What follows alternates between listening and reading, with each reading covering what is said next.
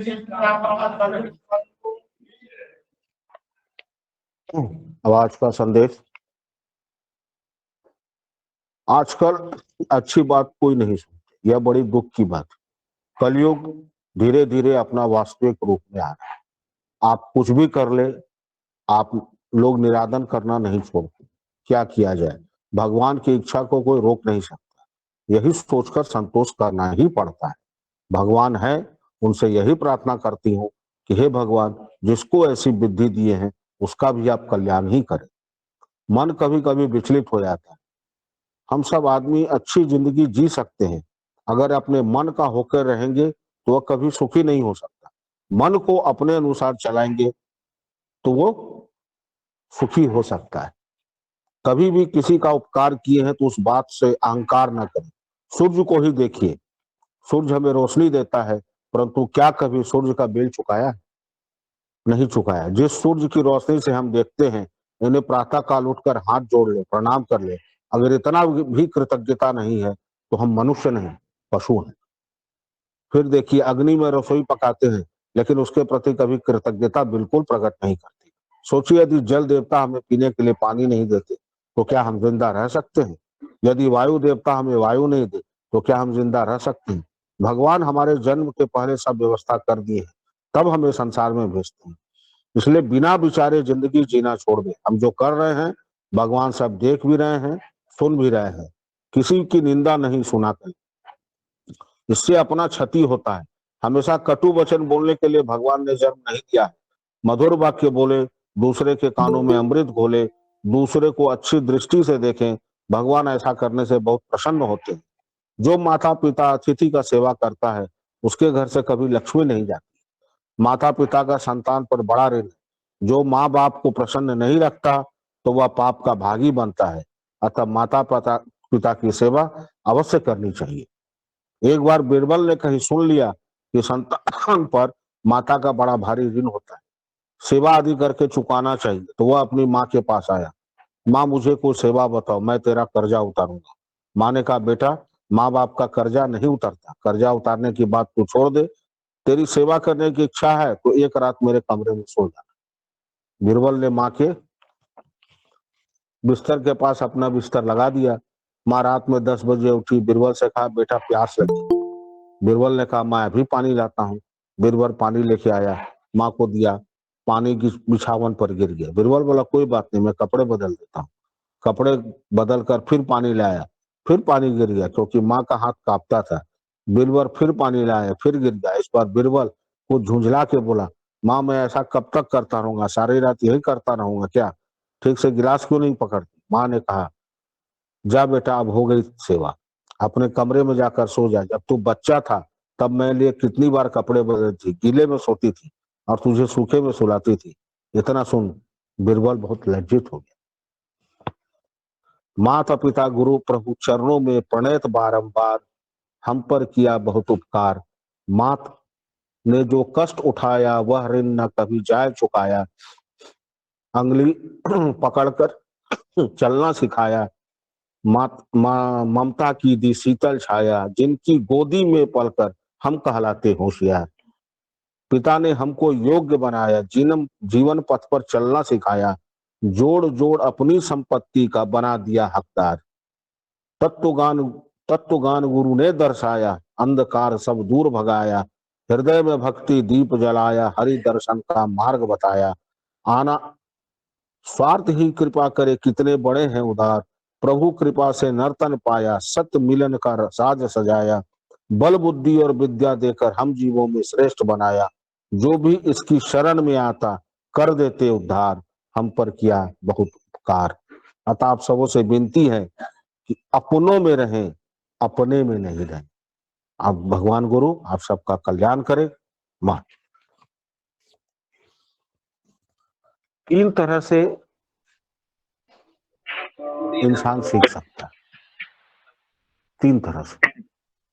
पहला है चिंतन, उसके लिए साधना करनी पड़ेगी। आप जिस रूप में भी साधना करें, स्वाध्याय करना पड़ेगा, सार्थक डिस्कशन करना पड़ेगा, पॉजिटिव डिस्कशन जिसको कहते हैं। दूसरा है अनुकरण, जो सबसे आसान है कि महाजन गाथा सपंथा, जो हमारे बड़े लोग कर गए हैं उन्हीं रास्ते पर हम चले, तो प्रॉब्लम भी वही आएगा जो अमूमन उनको आया था, बल्कि उससे बहुत कम आएगा, क्योंकि उन्होंने अनुभव से उस रास्ते को सरल बना दिया। और तीसरा है अनुभव, जो थोड़ा कड़वा है, जो टेढ़ा भी है। अनुभव करने के लिए काम करना पड़ेगा।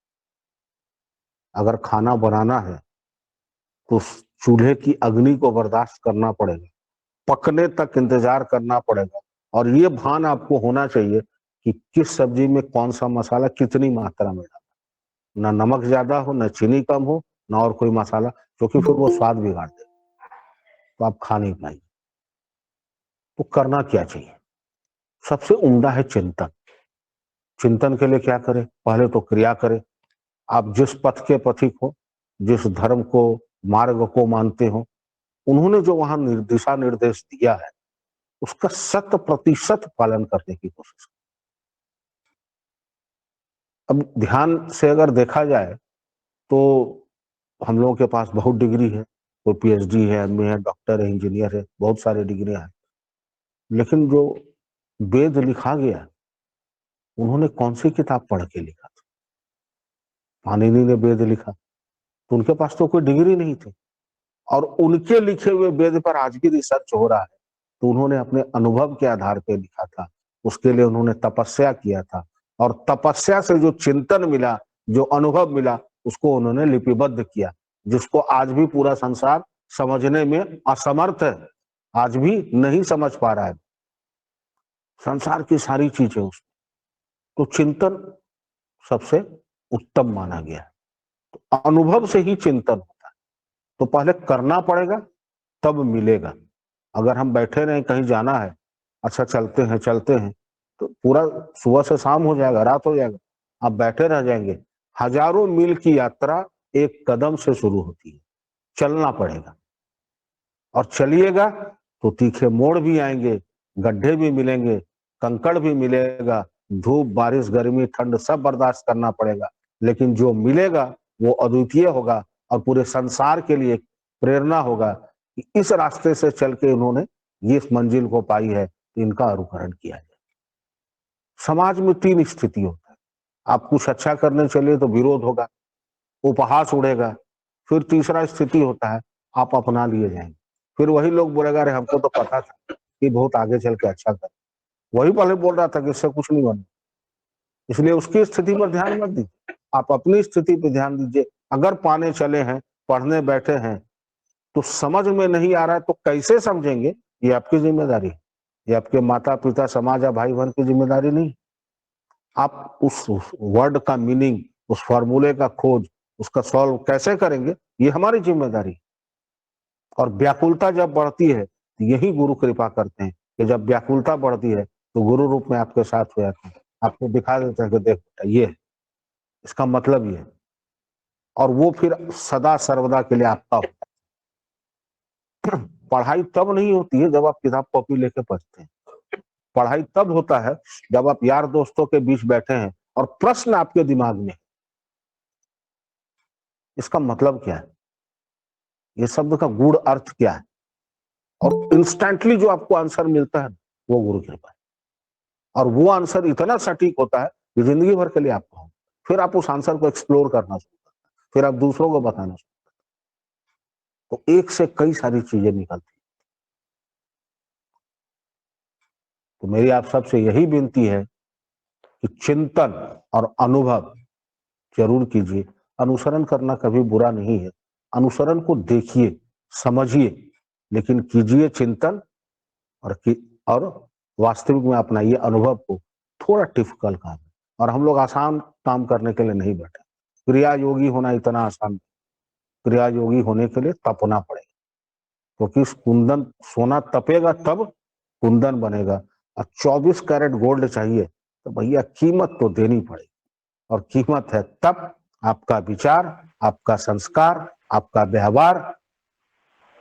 और हवन में डालिए अपने आप, हवन में अपने आप को झोंक दीजिए, जो निकलेगा वो अद्वितीय होगा, फिर संसार उसको सलाम। एक लाहिड़ी महाशय ने क्रिया योग की दीक्षा ली, और हम लोग कहां कहां से आके जुड़े। जरा सोचिए कि अगर वो नहीं होते तो हम लोग की क्या गति हो गई, दुर्गति ही होती ना। आज भौतिक काल के इस कलयुग में रविवार के सुबह 6 बजे उठ के नहा के हम लोग 8 बजे अगर यहाँ बैठे हैं तो ये गुरु कृपा है या नहीं है। अब सोमवार से शनिवार तक तो व्यस्त हैं, थके हैं, लेकिन संडे को स्कूल पकड़ लिए बहुत सारे लोग हैं, तो क्या उनके ऊपर कृपा नहीं है? वो थोड़ा अस्त व्यस्त है, उनको व्यवस्थित करना होगा, और वो जिम्मेदारी हम लोग की है कि हमारे बगल में यदि कोई है और नहीं आ रहे हैं तो उनको जरा हम खींच के ले आए, क्योंकि रंग में भींगेंगे नहीं, मिठाई खाएंगे नहीं, तो मिठाई का स्वाद सुन के तो नहीं आता। और ये ऐसा रस है कि जहां एक बार जो डूबा फिर निकलना ही नहीं चाहता। लेकिन फिलहाल तो उस कुंड तक लाना पड़ेगा। तो हम लोग बहुत भाग्यशाली हैं कि इतवार को पहुंचते हैं। हो सकता है किसी का सुबह में साधन हुआ हो, नहीं हुआ, चलिए कोई नहीं, यहां तो हो गया। इतने लोगों ने क्रिया किया और उसके साथ आपने किया, तो सबका फल एक दूसरे को। 15 मिनट में यदि 36 प्राणायाम भी आप लोगों ने किया तो 36 गुने 10 मतलब 360 प्राणायाम का आपको सेंसेशन और वो उसका जो एहसास होता है वो मिला। तो जरा सोचिए कि जिस दिन हजारों के बीच में करेंगे तो कितना फर्क। अपना ही देखिए ना अभी, जब नहीं करते थे तो आपकी क्या गति थी, और आप करते हैं और आज आप यहाँ हैं तो क्या गति है। दोनों के एक कागज पे लिख लीजिए और पढ़िए खुद से, खुद को ढूंढिए वहां पर कि आप हैं कहाँ। तो आपको पता चलेगा कि परिवर्तन कहाँ हुआ है और कैसे हुआ है। अपने घर के बच्चों को भी शामिल कीजिए, क्योंकि यही चीज है जो उनके अंदर के विचार और संस्कार को बदल सकता है। सरकार अपराध रोक सकती है, संस्कार नहीं बदल सकती। संस्कार बदलने की जिम्मेदारी हम सबों की है, जो सुबह जो उठे तो ये सिखाएं कि बेटा जो बड़े हैं उसको प्रणाम कीजिए। उसके लिए आपको पहले खुद करना होगा। तुलसी में जल दीजिए तो आपको डालना होगा, कहने की जरूरत ही नहीं है। आप करते चले ना, आपको देख के बच्चा अपने आप करने लगे, फिर वो उसकी आदत हो जाएगी, आपको कुछ बोलने की जरूरत। हम करते नहीं है और इंपेल करते हैं दूसरे को कि नहीं तुम करो, उसका असर नहीं होता। अगर किसी से कोई काम करवाना है तो पहले आप उस काम को करना चाहिए, भाषण नहीं, गपबाजी नहीं।